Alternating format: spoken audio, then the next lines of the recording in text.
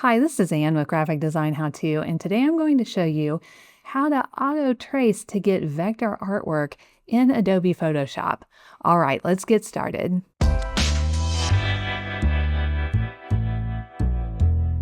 Now I want to say that this really only works well if you have a high-res logo.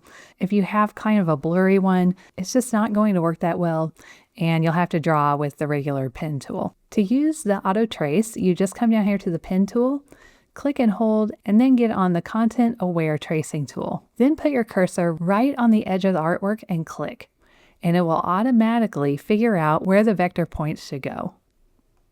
Okay, so it is done now.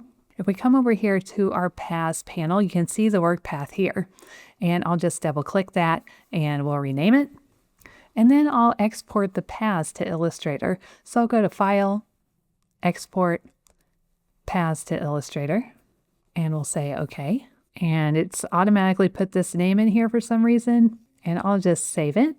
And then I'll open this up in Illustrator. And it will look like there's nothing here, but if you hit Command A or Control A, you can select it all, and then just hit the letter D to add a white fill and a black outline. So it did really well, with some exceptions. This doesn't look very good. It does look like there's some minor cleanup to be made, but overall it did a really great job trying to figure out where the vector paths are. So we would probably need to come in here and do some of this type of work. We'll pull this down and push this over and get rid of those things. So you would need to come in here and clean it up a bit, but it does a really nice job of giving you a good overall starting point.